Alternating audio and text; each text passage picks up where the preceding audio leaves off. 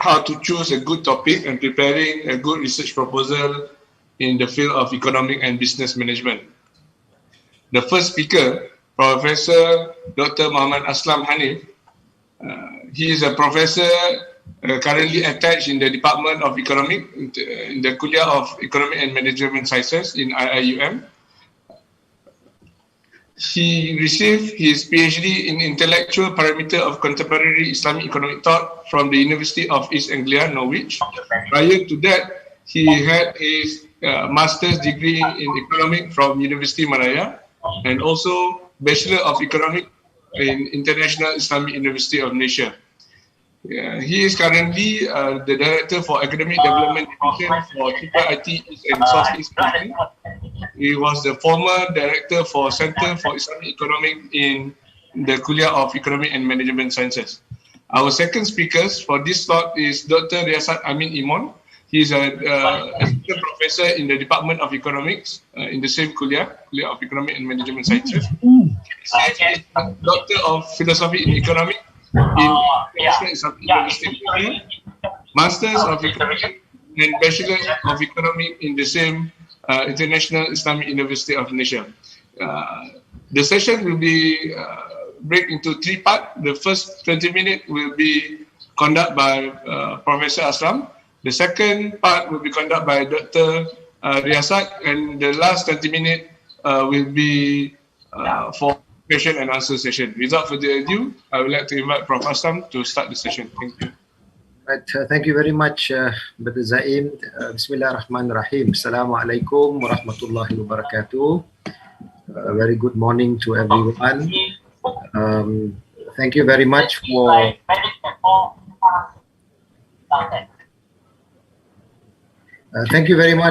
inviting me to share some thoughts about research in the area of Islamic economics, management, and related areas. I attended the session yesterday morning, which had Datuk Jamil and Shaya and Prof. Roslina, and I attended the session of Prof. Roslina, and I was, I was very impressed because it was very detailed presentation about, how to go about doing literature review and the procedure of doing a thesis. I couldn't attend, unfortunately, the afternoon session, Dr. Shaya, but when I saw the slides, again, very, very detailed discussion about how to go about the research process. So what I'm going to do today, I hope what I'm going to say is actually connected and complements what was presented yesterday by both Prof. Roslina as well as Dr. Shaya. And what I will try to do in the 20 minutes allocated to me is just to try and answer some of the issues that were raised by some of you in the Q&A and chat, and also in the presentation. Maybe Dr. Yasak after me will share his own experience about how he went about doing his PhD research, especially in terms of, I believe in the case of Prof. Roslina's session, I remember her advice that her supervisor gave, that you have to read 100 articles every week, and I feel that that's quite a challenging thing for many people. So maybe Dr. Yasak will share his own experience on that. So let me just share with you a few slides. I need to. Can I get green light to share? Prof. Fauzan, can you give access to Prof. Aslam? Because me and Shazan don't have the access. Already allowed. Okay. Okay. All right. All right. Can everybody see the slides? Not yet. Okay, now okay. Okay. All right. So just a few slides, or just to bring you into the topic. I want to focus. Can you play slide, because the font is quite small? You need to play the slide. Okay, I get the full slide.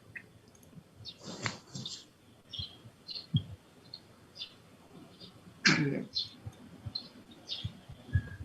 Okay, thank you, Prof. All right, so just a few slides, and I want to talk about the main topic, which is the IOK.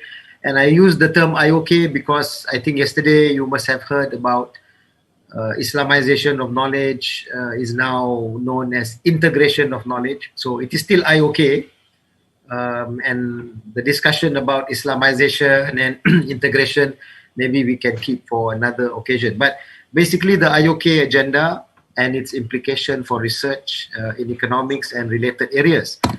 I think you have done this yesterday. The entire process of doing research or a thesis, the various components, right, which is quite a standard requirement for everybody. And in the case of Islamization of knowledge, what it involves is basically a kind of attempt to integrate between knowledge that we get from the Torah with knowledge which is what we call modern knowledge. So for example, we want to develop Islamic economics, management, accounting, finance, right?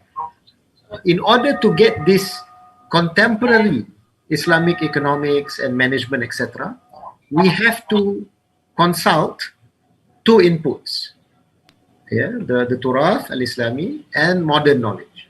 Now, when we use the term Torah, we don't only mean the fiqh literature, the legal discussion, the muamalat. It's one part of Torah, but Torah is much wider than that. For example, if we are talking about ulumul Quran, ulumul Hadith, it will be part of the Torah, and you need to know that to a certain level. Of course, you will need to know knowledge of fiqh. You will also need to have knowledge of Islamic philosophy, falsafa. You need to know maybe also, some knowledge of kalam, history, and so on. So Torah is actually a very wide area. At the same time, modern knowledge is also not only economics, right? If you know a little bit about the history of modern economics, it is only about 100 plus years old, right? Economics as a discipline is only 100 plus years. Before that, it was called political economy. Before that, it was called a part of moral philosophy. So when we talk about modern knowledge, it may not only be the modern economics that we know today, but also could include some aspects of sociology, political science, and related areas, right? So these are the two bodies of knowledge that we need to integrate, all right? And this is a task, as I put at the bottom, it is a task for academics. And for all of you who are either PG students or maybe you are, academics who have just received your PhD, this is your task. It is not the task for undergraduate students. So for PG students, because you are already at a relatively advanced level in your own discipline, you will need to do this integration of the knowledge that you get from Torah and your modern discipline, right? And in your thesis, in your research, you have to decide how much are you going to take from Torah, how much are you going to take from your modern discipline, okay? What are you going to take from it? How much are you going to take from it? And then, of course, the biggest challenge is how you integrate the two, all right? Now, this process is further complicated because for each of these two, Torah and modern knowledge, not only do you have the substantive knowledge, you also have methodological knowledge. Example, in the Torah, you have one area called fiqh.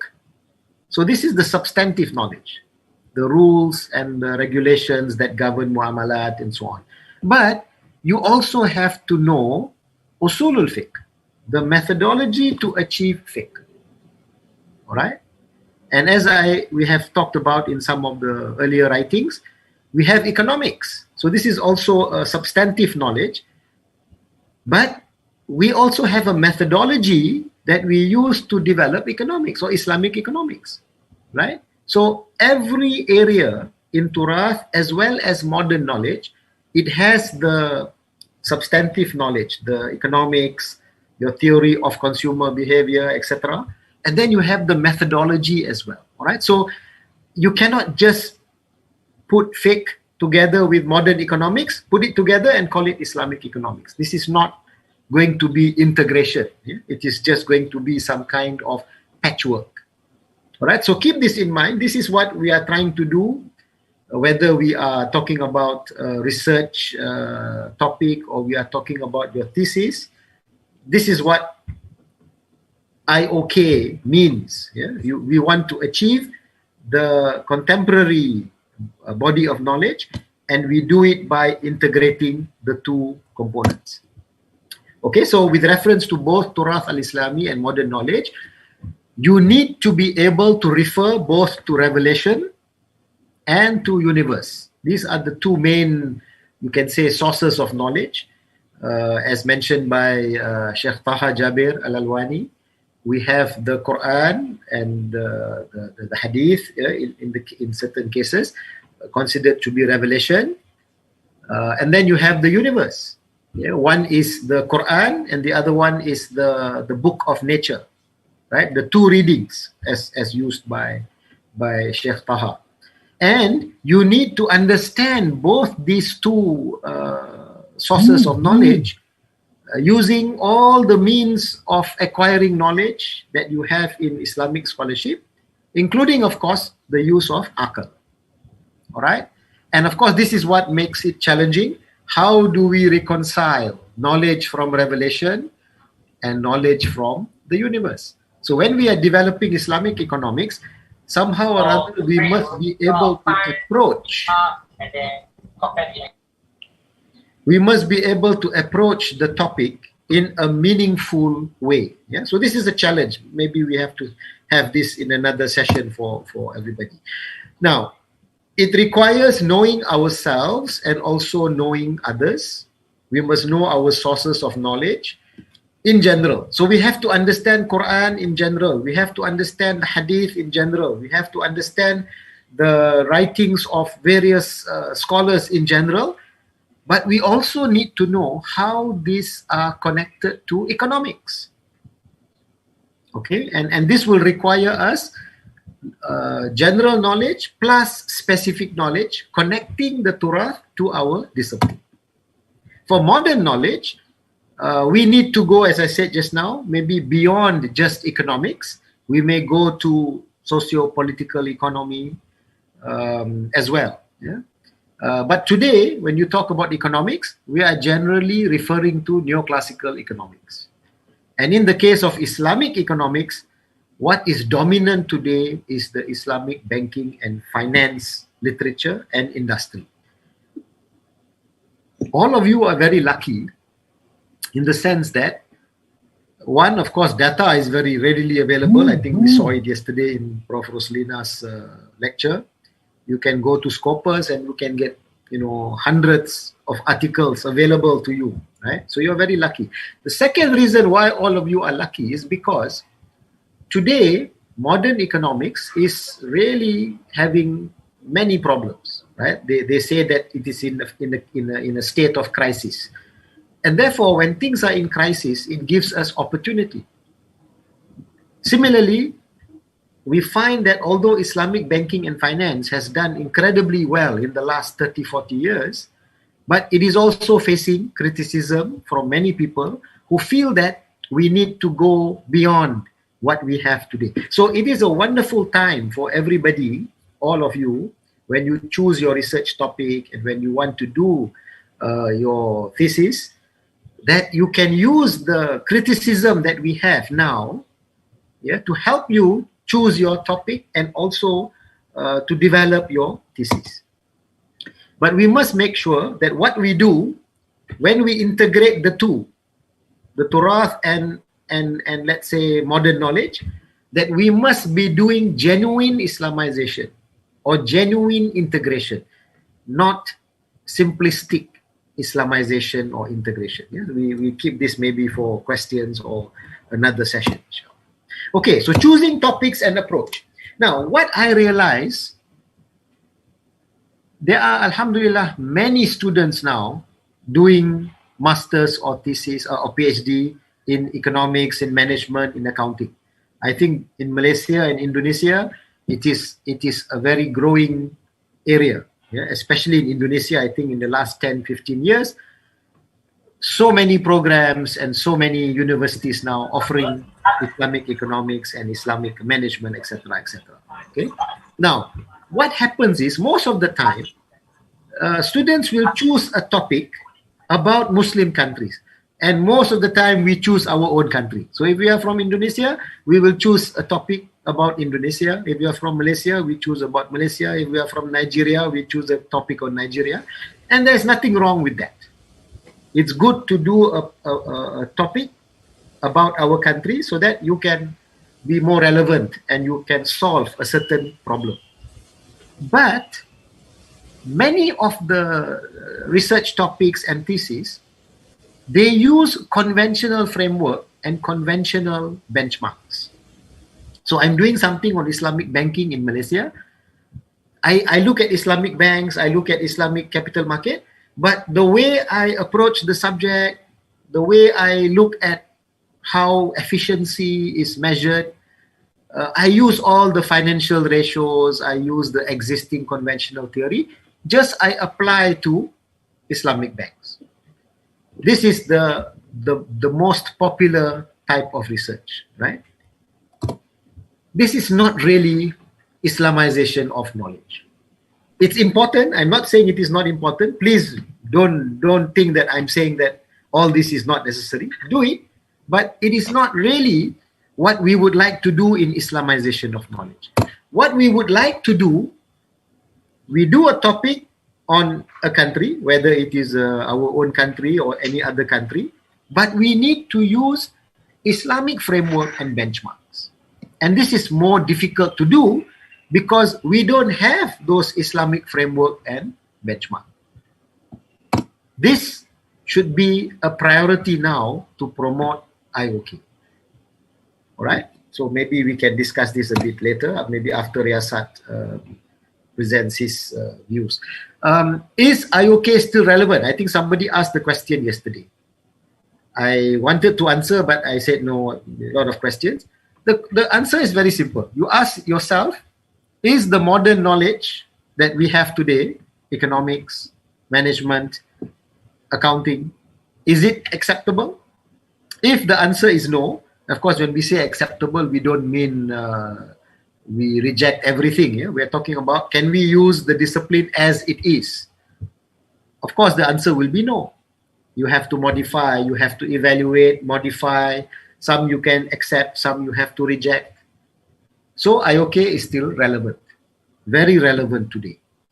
As far as literature review is concerned, Prof. Roslina talked about 100 articles and then reduced to, maybe 50 articles. I think she gave example 1,000 articles and then became 400 plus articles and then finally became 200 articles, right? So we need to create bibliographic lists, annotated lists.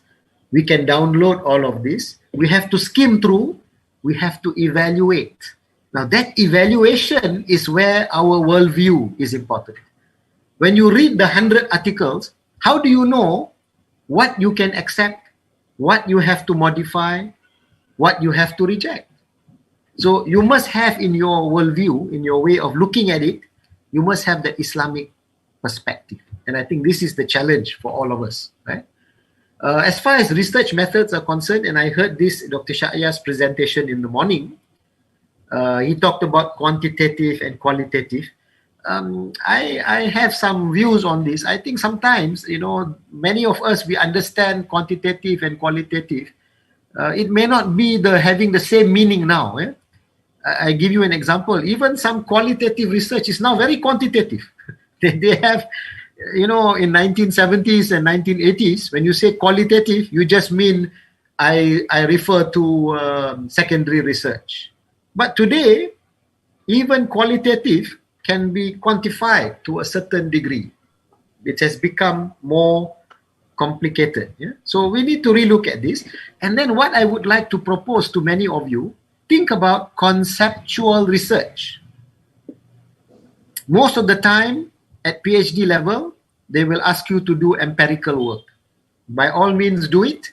But there is also an important conceptual research that we need to think about, where we are building the new models. We are building the new framework. All right? We don't have the framework, we don't have the model, but the research, PhD research can develop the framework. All right? And then we verify these frameworks. We can do this, and I'm not going to spend time because this is exactly what Prof. Roslina mentioned in her presentation. Extensive bibliographic survey, go through the databases, the Google Scholar, etc. You will get extensive list, right? And then when you read in those lists, you have to evaluate those articles. Give a rating, 1 star, 2 star, 3 star, 4 star. As you skim the article, make a note of the topics and subtopics in the reference. Now you can do it. You're so lucky because through the Google program, you can arrange all of these articles according to those, 1 star, 2 star, etc.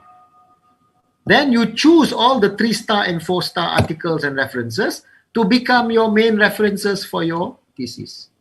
And then I propose for all of you, do review articles, not just literature review, write review articles, all right? Maybe we can discuss this later. Literature review versus review articles. So what you should try to do, review articles, all right? Allahu Alam. I have a short list of references. For those of you who are interested, you may want to take a look at these. But I'm sure if you go to Google and you just put the keywords as Prof. Roslina showed you yesterday, you will get much better references. These are just some of the references that I have found useful over the years that I have been doing on this topic. Yeah, so thank you very much. I would now pass back to Zaim to introduce the Yasak. Yeah? Assalamualaikum warahmatullahi wabarakatuh. Waalaikumsalam warahmatullahi wabarakatuh. Waalaikumsalam warahmatullahi wabarakatuh. For the first slot of this, for the first part of this slot. Now we will move to the second part of the slot, which will be conducted by Dr. Yasak Amin.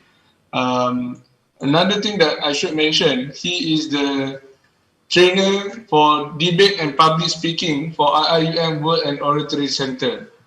So you'll see later on how articulate Dr. Yasak in delivering his content, inshallah, Dr. Yasak. Please unmute and you may start your session. Thank you. All right. Assalamualaikum warahmatullahi wabarakatuh, everyone. Rabbi Shafli Sadri wa Yassiri Amri Wahlul Uqdatan min Lisani Yafqahu Qawli.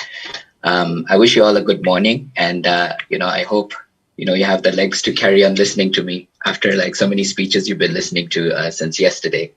Thank you very much, Brother Zaim, for that kind introduction. I am involved now, incidentally, with the debate training occasionally because of me keeping busy. But yes, it has played a large role in my development, alhamdulillah. Also, thank you, Prof. Aslam, for painting a nice context for my presentation. It makes it a lot easier. While I'm setting up here, let me just share my screen quickly. May I get some confirmation once the screen is visible, as in? Yes, it is visible. All right. Okay, all right, good. Okay, so I'm going to start right away. So as Prof. Aslam has mentioned earlier, what I'm going to be doing, I thought, I was thinking about how to make you understand some of the difficulties or challenges that I went through when I was trying to identify my focus, then I thought, the best way to do it is to actually identify my story to you. I think that's exactly what I'll do. So my presentation is kind of organized according to that. Okay.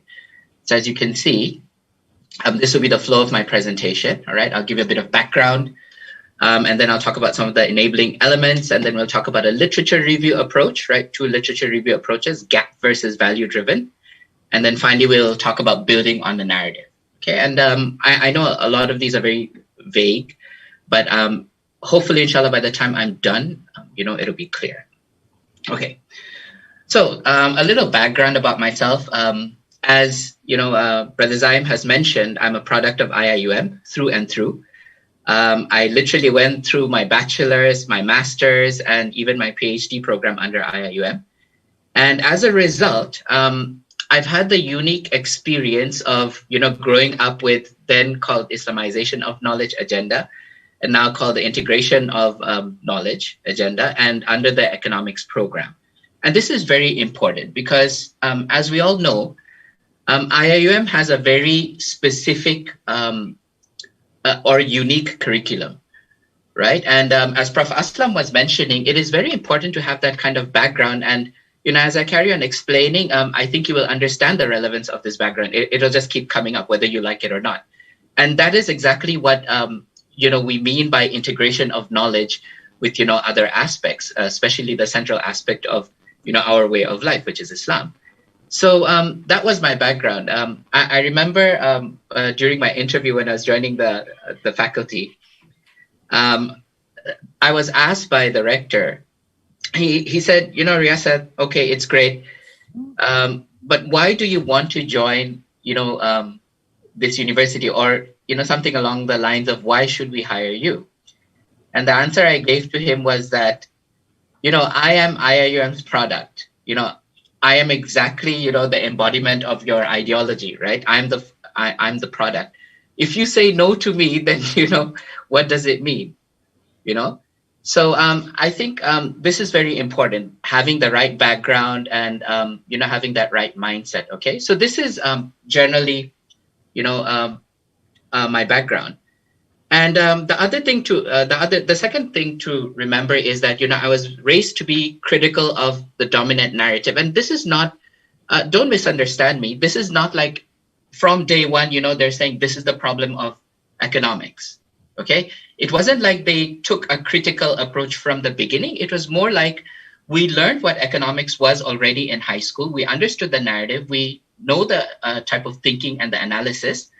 But then, we were kind of showed the critical aspects of it, right? And, we realized that, there's a dominant narrative. So very early on, we're kind of exposed to different types of thinking regarding economics. We realized that there's a dominant narrative, which is often called the mainstream narrative, as Prof. Aslam said, that's the neoclassical economics that we see, versus, alternative streams of thinking. There are many other schools of economics, right? And, we were exposed to that kind of, those strands of economics early on, which basically gave us the idea that, look, this is not one narrative. There are actually a few different ways of looking at economics, thinking of economics, and the ideology behind economics. All right. So, early on, we were kind of exposed to, the Islamic ideology, the Islamic philosophy, right? The Islamic concept behind economics, right? The final thing that, we were kind of exposed to was that, yes, there is an Islamic economics, and, our department, our kuliah, we were focusing on developing that narrative. But what happened was that narrative, like when I say narrative, I mean that, Islamic economics is the vehicle through which we are able to achieve social justice in an economy. That means we have a fair economy that, leads to, good outcomes. It's a fair price, that kind of thing. But the problem was that as Islamic economics was developing, or we were talking about its development, in the, early to mid 70s, right? What happened was it was overtaken by Islamic banking and finance. Okay. And, many of us, we kind of grew up with that understanding that, Islamic banking took the direction of Islamic economics, right, into another area. Okay, and as many of us know, and I think it's very important to establish this early on in my presentation, that, Islamic banking and finance basically is following the same path of conventional finance, okay? And when I say this, I am not saying that, okay, it is riba based or something. I agree that it is Sharia compliant. But what I'm saying is that the end result or its impact is very, very similar, or it's very hard to differentiate, right? The outcomes of Islamic banking or Islamic finance from conventional banking and finance. Even if we look at financial innovation that's happening in Islamic, in Islamic finance, right? We see that it is actually copying the path of, conventional finance. Okay, so if we just look at it in general, right? So when I say that, IBF hijacked the economic narrative, I don't mean that, Islamic banking is, haram or anything. That's not the discussion here. What I'm saying is that IBF is developing into a system that we have always been critical of. But there's a group of economists or, Muslim economists who are saying that, this is perfectly fine, right? So, and when we use Islamic finance as a proxy for Islamic economics, then what we're saying, you don't really see an ideological difference. Okay, so this is something that you must keep in mind, right? When, as I present. Okay, let's go to the next slide. All right, so these are some of the enabling elements that, how I term these things, So what I mean by enabling elements is that I was able to kind of find a good area of study or something that was relevant or develop my research niche based on these elements, which are very critical. So the first thing is that, as I said, being raised in IIUM, right, being part of that curriculum, right, gave me a sense of purpose, that there is a problem here. The problem is affecting all of us, and the current economics that we have, all right, is not sufficient to address those problems. And basically what we need to do is move towards a new paradigm of economics, which is basically Islamic economics. So we're from early on, I was very purpose driven, right? There is something wrong, and I was very critical of the general narrative that we have. Okay, again, like I said, from the beginning, it wasn't that. We understood what the, what conventional economics was before we were able to criticize it. Okay, it wasn't like ideological or just automatic criticism. It was very constructive. So that's important. So, we have this sense of mission, myself, my batchmates, right? That, something is wrong and we need to fix it. The second thing is, they say that in order to prevent bias from creeping into your research, okay, because they say that, when bias creeps in and you're no longer neutral, what will happen is then the way you carry out your study, will kind of lead to some, it will lead to some sort of bias creeping in, okay? The way you frame the research, the way you carry out your research, the way you conduct your research will kind of be biased, towards your views. Okay, I disagree with this quite strongly. Okay, I think it's very important to go into studies with the right values, and I think this is something that we also learned early on, that Islamic economics or economics should be a normative subject. It should be about what is right and what should be, not only what is. Okay, and you have to have a value set, and this is where the other thing Prof. Aslam was saying was very important. He was telling us that, we need to understand the turath. We need to understand the background, our heritage. We need to understand a lot of the fiqh. We need to understand the Quran and the Sunnah, right? And we need to understand our discipline in light of those. Where do we stand right now? Okay, that is very critical. Again, you don't need to be like a master, a master sheikh and things like that, right? But you need to have a general understanding and grasp of where we are. And this is what I mean by the narrative. When I say that Islamic economics, right, has a different direction than conventional economics, and I'm able to explain to you how that direction is, I can tell you about the general shape of it. I can tell you about its values, right? This is what we mean by a narrative. There has to be a clear narrative in your mind that where do you want to be? What kind of direction do you want? And these are very value driven, okay? So in our case, of course, it's Islamic values that are shaping that, okay? And even though, the traditional Western approaches like be value neutral, I think even when you're looking for problems, the idea of identifying a problem relies on, a concept of right or wrong. There is morality involved, whether you like it or not. When you say that, oh, I think there's a problem here, you're actually making a judgment whether you like it or not.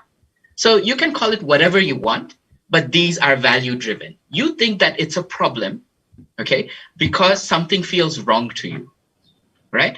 So even when, I think it's just ignorance at some level, okay? It's a superficial thing to say that, oh, these are not value driven, okay? Everything is value driven at some level. Okay, so it's very important to embrace this idea and to say that you have values, right? And that these values are shaping the way you are looking at the problem. Very, very critical.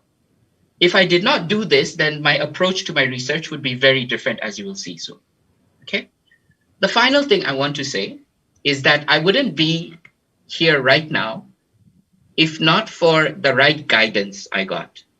Okay. I have met, I was thinking about a few different supervisors when I had come in, but for me, a good supervisor is somebody a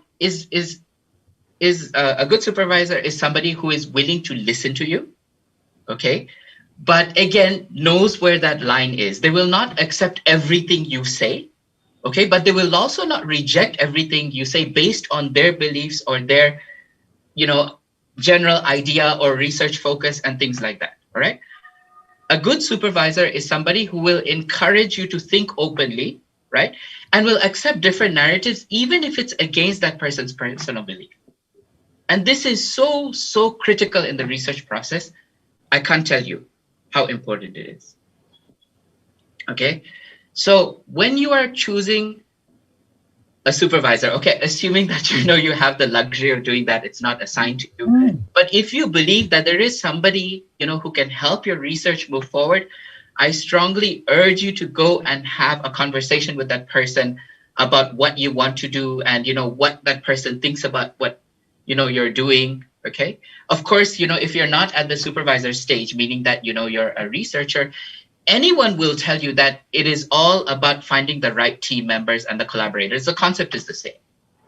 All right. It's somebody who knows where the line is, somebody who knows, you well enough to encourage constructive criticism and open thought, but knows, okay, no, there's this line, this is too much, this is not productive anymore. Okay. So you will get a feel for it. I think you will understand what I mean when you're having that conversation with a potential supervisor. Okay. But it's very important to choose the right person. And alhamdulillah, I was able to do that. I was very, very lucky in that sense. Okay. Now, let's come to the third part, which is called the gap-driven literature review. Okay, so what I'm going to do is I'm going to show you a comparative, all right? So this is what I call a gap-driven literature review, all right? And this is generally a neutral or adoptive approach, I believe. Okay, yeah. I think these slides somehow got switched, but never mind, okay? So the gap-driven literature review is where, you're trying to be neutral, okay? And this is what we typically will do. We are not sure of the area that we want, okay?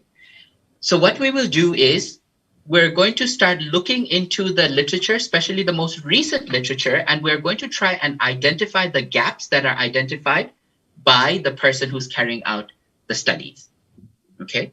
So what you do is, so the basic strategy is we analyze the latest literature and address the gaps identified therein, okay? So, of course, my topic is focused on the Malaysian Islamic banking and financial system. So I'll tell you early on, this was the main issue. I think my slide order got upset, but but I'll just carry on like this. It's fine. So the first thing we will do is we're going to start reading the main literature. Okay. And then based on that, we're going to identify areas of, Islamic banking where most recent literature focuses. The second thing is, let's say that once we do that, and if you look at most recent literature, you're going to notice that it focuses a lot on risk profiling these days. So I've just given you an example. It could be many different things. Okay, it could be consumer perception of Islamic banks or, what they consider halal transactions. There are many different things. But one of the most dominant areas is risk, Islamic banking risk. So that's why I was looking at this. And then, these are some of the types of risks, right? You have credit risk, liquidity risk, insolvency risk, okay? Rate of return risk, okay? Displaced commercial risk, okay? And Sharia non-compliance risk, okay? These are just some examples. Okay, so this is what you're going to find. And then what you will do is you're going to look at these different types of studies, and then you're going to be like, okay, let me try and identify which one is the most important. So you're going to try and develop a kind of hierarchy among different risk types, okay? And then the result is that, what is the result? Well, hopefully after you get through with your research, you're going to find out that, well, this risk is the most important, okay? And Islamic banks should focus on mitigating this risk. So that's the problem you've solved. Okay, so you've looked at the traditional literature, it guided you towards risk, okay, and you've identified which risk is the most important, and now you have contributed to the field that, well, Islamic banks will do better if they can minimize risks, okay? So this is the first gap-driven literature review, right, or method of literature review. The second one is a value-driven literature review, okay, the one where I was saying, like, you have a background, you have an understanding of what's going on, there's a general thing. So what's the strategy here? So compared to the earlier strategy, which was analyze the latest literature, right? You already have a certain mindset that, there's something you have to solve. So for me, the strategy was, well, I grew up with this narrative, right? That there is a problem with Malaysian Islamic banking and finance, right?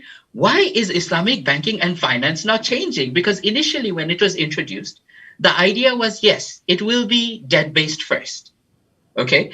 But as time passes, right, 10 years, 20 years, what will happen is they will move towards a more Islamic-focused, like when we say Islamic-focused, we mean like it's moving from a debt-based towards a risk-sharing base, okay? But why hasn't it changed? It's been almost 50 years, right? Islamic finance, in fact, is moving closer and closer to the conventional narrative. So what is going on? Right? So my strategy was, because I have this narrative in mind, because I have these values in mind, right? I was looking at the problem straight and saying that, well, what could be the issue here? So the first thing, when I started doing my literature review, I identified a few things that, we were aware of generally. Some of my lecturers, they mentioned, well, it's performance. So performance would be something that, the conventional narrative looks at, right? They look at risk profile, right? And things like that. So this would be performance driven. So, coming back to the slide, right? These are the things I found out, all right, in my thesis.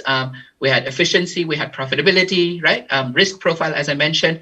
And then even the types of banks. Look at this, right? I didn't know, like, what is it the bank structure that was the problem that was affecting performance? So I had to look at big Islamic banks versus small Islamic banks. I looked at conventional banks versus normal Islamic banks, like as in, both categories. I needed to look at foreign Islamic banks versus local Islamic banks. I needed to look at fully fledged Islamic banks versus subsidiary Islamic banks, right? There's even more, actually. I mentioned a few of them, but these are all the categories. And all of these, of course, bank size has a lot to do with efficiency, scale efficiency, right? So here you have scale efficiency. Under efficiency, you have many types. You have scale efficiency, you have technical efficiency, right? Under profitability, there are so many factors, right? You have revenue functions involved, revenue efficiency, okay, you have marketing involved. Under risk profile, right? I showed you so many types of risks. So this is just under performance alone. The second thing is, well, I was looking at market structure, okay? Sometimes the way the markets are structured can give exclusive benefits. So is the problem the market? It's just that there are a few big conventional banks, okay? And small Islamic banks can't compete against them. All right. So it's the market structure that makes it. So we call that an oligopoly, right? We have a big few market leaders and the small ones have to follow because they can't take the competition head on. So they fall. So could that be the problem? All right. Or was it the regulatory framework? Was it the way the laws were created that, kind of keeps Islamic banking trapped, under, within a certain framework, and it prevents structural change to happen, like, that's why it's not changing. Or could it be the monetary system architecture, the way the banking system is designed, right? It was designed in accordance with the conventional system. Could that be the reason? Is that what takes away from it changing? All right. Or could it be, the non-pragmatic nature of alternative models? For example, let's say Islamic economists are very worried about Islamic banking, right? The way it's going. So there's a lot of research saying that, Islamic finance should do this, Islamic banking should do that, and, they need to go forward. But is it because, we don't have any clear empirical models? It's, very qualitative and industry practice. Yeah, I get the idea, but how do I implement, this in my bank? Could that be the reason? Could it be the mindset of practitioners, right? The way practitioners look at profit and loss, right? Maybe their definition of, economic profit and loss, the role of banks. Banks are just a firm. They should behave like other firms. Why are there all these other extra, socio-economic obligations of banks, They should just be like a normal business. Is it that mindset? Could it be the Sharia scholars who endorse it? Like, for example, the Sharia scholars are saying it's okay, so it should be fine. The fiqh says, it's Sharia compliant. So what's the big deal? Why do we need to change? It's within, the norms of Islam. Could that be the reason that Islamic banking is not changing? And finally, is it the conventional governance structure, right? When I say governance structure, what I mean is, we have a corporate governance. Sorry, I should have put corporate governance structure, but, every firm has a corporate governance structure, right? Like within which, decisions are made. Could it be that? Right? Like we know that, subsidiary Islamic banks, like for example, Maybank Islamic, CIMB, right? HSBC Amana, they have, a parent bank, and then you have the subsidiary bank. Could the parent bank be guiding the decisions of the subsidiary bank? So, right, these are all problems I identified because of my background. So I was trying to find out what are the possible, look at the range here. Look at what I got and look at the range I got from here. Okay. So, these are some of the differences I want you to be aware of just because of that. If I follow what the literature is giving me, right, I'm adopting what people are saying, right?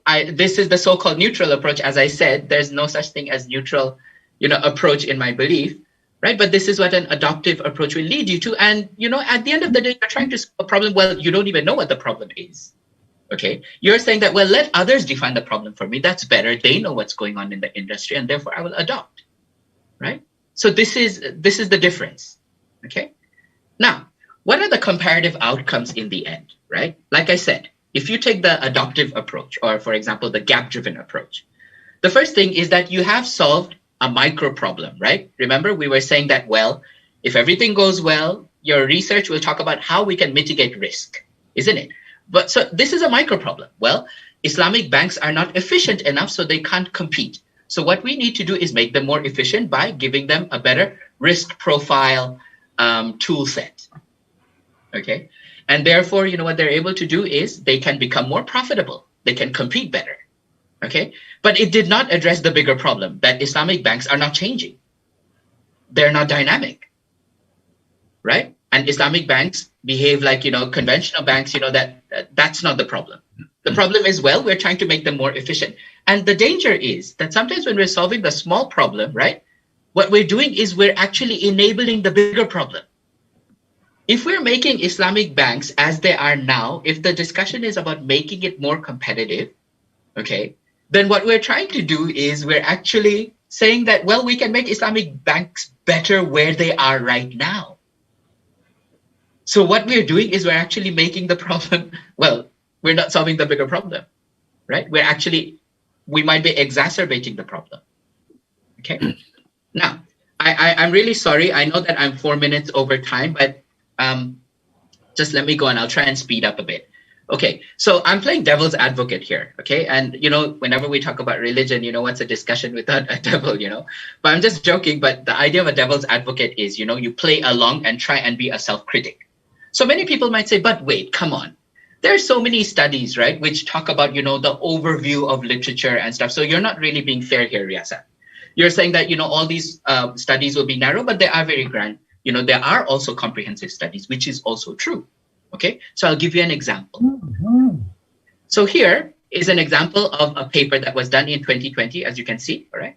It's a comprehensive MIBF research, Malaysian Islamic Banking Finance Research, and this is the abstract, okay? Have a look at the highlighted parts, okay, that I've noted down here. So it says no systematic So first of all, there's no systematic documentation available. They look at theoretical and empirical studies, and the idea is to try and develop a roadmap for the structured long-term development. Look at the words here. Roadmap, that means guideline or plan, and structured long-term. The word structure is here, meaning that, this should be something long-term, okay? And development of the industry, I think you get a very clear idea of what this research is trying to do. All right, future directions of research that could sustain Malaysia's global development position in Islamic banking. Okay, so I think we know what this study's focus is. All right, let's see how they go about it. Okay, so in summary, right, when you look at the paper, you will find out that these are the areas of focus, which is good, right? It's very similar to mine. You look at governance, right? Performance was mentioned. So these two are there. Risk management is also there. Great. Marketing was there. Okay, well, I put marketing under profitability, but it's there here explicitly, which is great, which is better than mine. Operations are there. I talked about scale efficiency, so that's there. Legislation, I talk about legal rulings and government rules as well. So, wow, it's all here. Okay, so that's great. So we can actually take a gap-driven approach maybe and identify major problems based on the literature. We don't need to have that mindset. We don't need to do anything, right? Okay, let's go further into the study. Okay, so these are the outcomes of the research, okay? The first thing is that, it says that, well, I've highlighted the main things here, okay? But it had 7 main outcomes mentioned, okay? The ones that are of relevance to what I'm doing now is strengthening the industry's core business activities. What does that mean? Well, it means what we said earlier, the business is doing something, we need to strengthen it, okay? We need to develop new Islamic banking products, okay? Look at this, as well as novel ways to manage Sharia compliant risk. Okay, so we're talking about strengthening the current framework, all right, using new Islamic banking products. So basically that tells us about the design of innovation or, which way it'll go.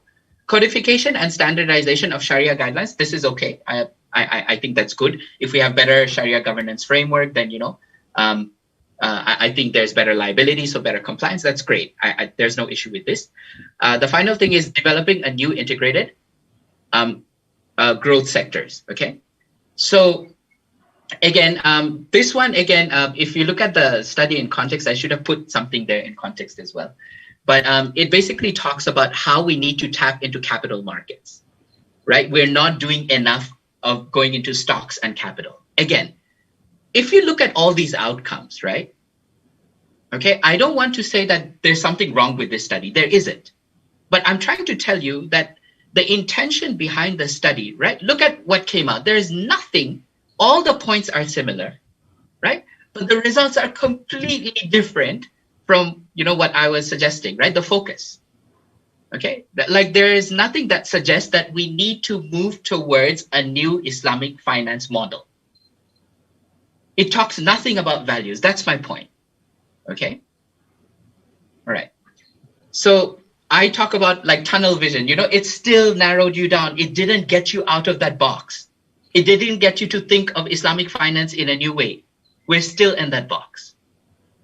Okay. So even if we are able to identify the main problems, the way of thinking makes a big difference. The values that you have, the Islamic worldview trait that you got, okay, that exposure you got makes a difference.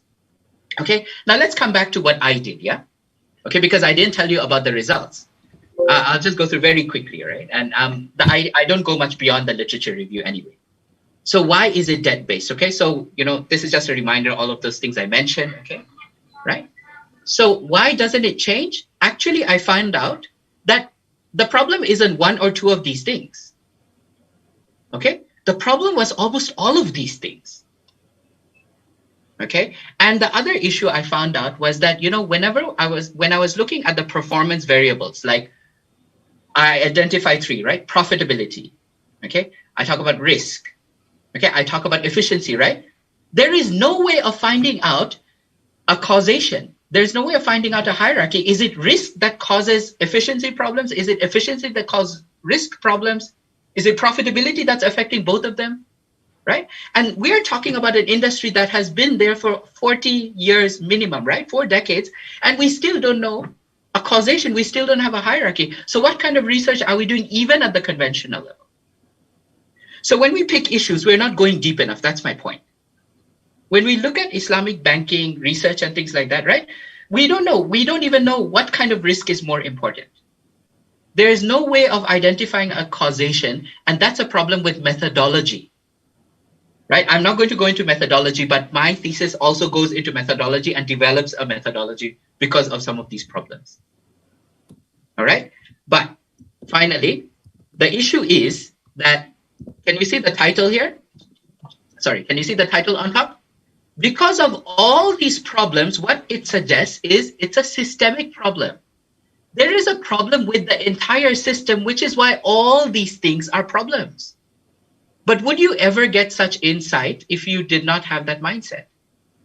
All right. In this research, right, the earlier paper I was showing you, right, this one. Okay. The results, you know how it was arrived at? They looked at the volume, of course, and then they looked at some of the trends and industry reports, and they said that, look, the majority of research is focusing in these areas, you know, like let's say governance and this and that. So we need to fill in the gaps in these areas. We need to talk about more capital markets and things like that. We need to talk about sukuk and things like that. That's how they've done it. Okay, based on percentage, focus, and volume. That's it. That's quantitative. That's not depth. Right? Of course, you know, my objectives were very different from the person who's doing this study, right? His objectives. So not to, you know, criticize or anything. I'm just trying to give you the idea that, you know, it's very important to have a very fixed mentality, or, you know, it's good to have that background when you approach studies. So this was the final title of my research proposal.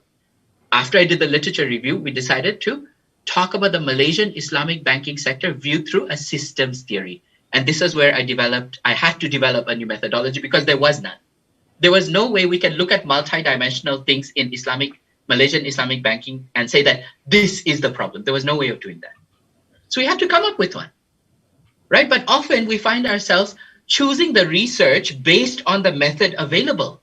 Oh no, this method is really popular. I think I should do that, right? How can you use the tool as a basis of choosing your research area? Right? And this is where the passion comes in. Remember, we were talking about drive, value-driven. Okay? You want to solve a problem, that's why you're here. That's why you're doing research. Otherwise, why do the masters? Just join the industry. Right? But you are here. You're different from others. You're committing to an academic path. Right? We're here to make changes. We're here to make differences. If we don't, who will? Right? And if we don't change these things, we're going to inadvertently get affected as a society. So we have to have that mindset. All right, Dr. Yasak, sorry to interrupt. Conclusion. Okay. Okay, I've made the conclusion quite clear already. Okay, convictions make a difference. Okay, if you have your heart, you know, you're convinced, it's going to, you know, make a difference. Finally, the specific point is, it is important to have a clear stance before you go into the research, which basically means, you know, IIU's idea of having an Islamic worldview. That's what creates that identity. Okay, and there we go. I really apologize again. I think I went about 10, almost 15 minutes over time, yeah? But I needed to say what I needed to say here to make that. Thank you very much. Assalamualaikum. Waalaikumsalam warahmatullahi wabarakatuh. All right, without further ado, anyone who have question, you may unmute your mic. Now we are going to collect 3 questions. Is it okay, Prof. Aslam, Dr. Yasak? Around 3 questions. And then I'm fine. I'm good. Prof. Aslam and Dr. Yasak may take turn in answering the question. All right, anyone who have question, you may unmute your mic and voice out your questions.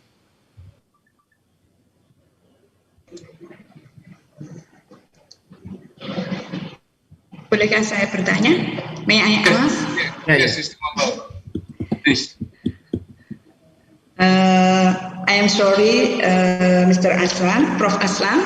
I want to ask about your description about the conceptual research. You said that we must think about the conceptual research. We must explore the new model and new framework. Maybe you can explain to me how to give a new model from our concept research. Thank you. All right, thank you, Sister Mamba. Next question number 2. Can we have another 2 questions?